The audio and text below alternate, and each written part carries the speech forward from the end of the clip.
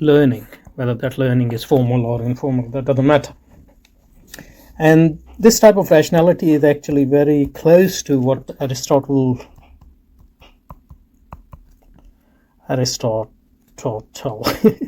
calls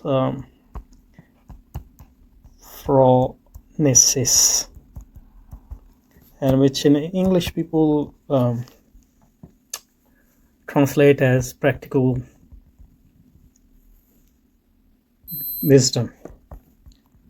So wisdom here is the life experience, practical life, because phronesis in Greek, practical wisdom or type of reason which you use, or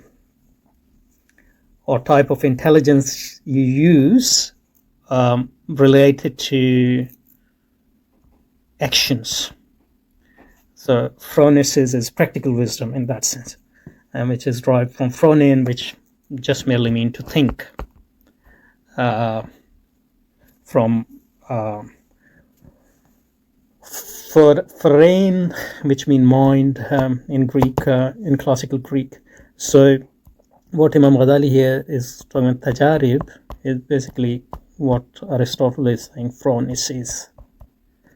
This is practical wisdom.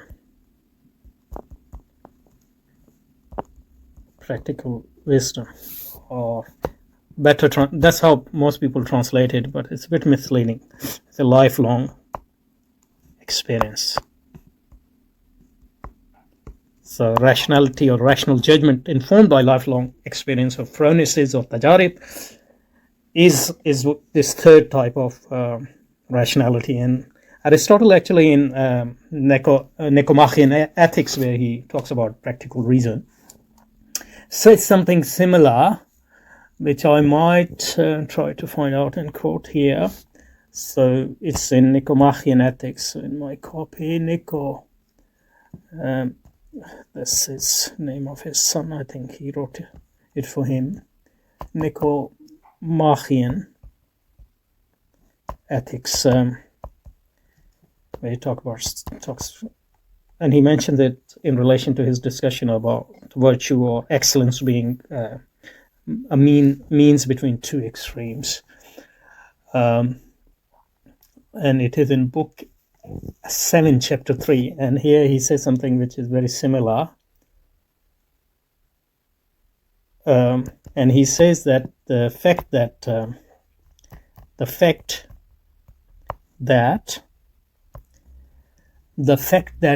men use men use the language that flows from knowledge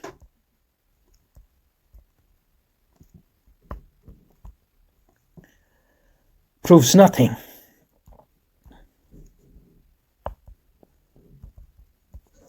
Why? So the fact that men use the language, they you might have read something and learned something, some terminologies. A lot of people talk, in high-flowing language. Doesn't mean that they actually have deep insight into that subject. Why? Because he says, for even men under the influence of these passions utters these passions. He was talking about passions of different sorts before this passage. So for even men under the influence of these passions utter scientific proofs and verses of Empedocles. He was one of the pre-Socratic philosopher, and those who have just begun to learn can string together words. So those who have just begun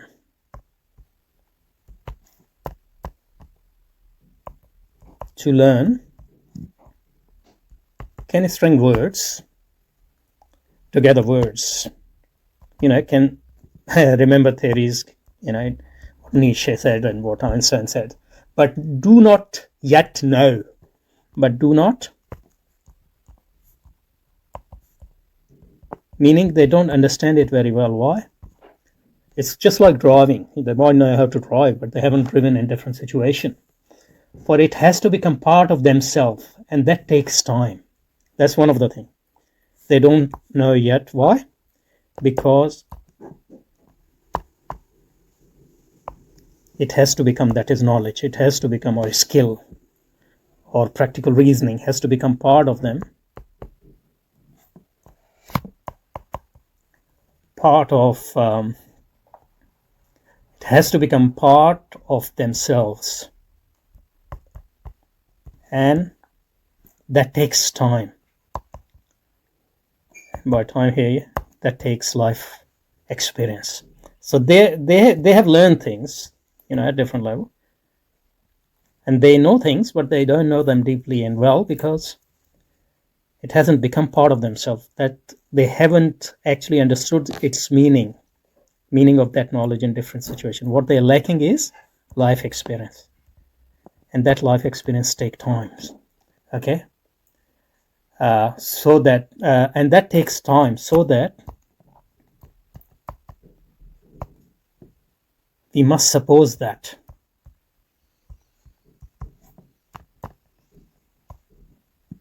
the use of language by men in an incontinent state means no more than it utterance by actors on a stage. So knowledge, the difference between knowledge and mere utterance is the passage of time. Other things be equal, obviously, because the passage of time will provide you with life experience where you can experience the meaning and understand that knowledge and make it into part of yourself through experiencing what you have learned in terms of information in different situations, and only then it becomes knowledge. So what I was saying is what Imam Ghazali is saying in terms of tajarib is almost the same what Aristotle says about phronesis, or practical reason, or practical wisdom.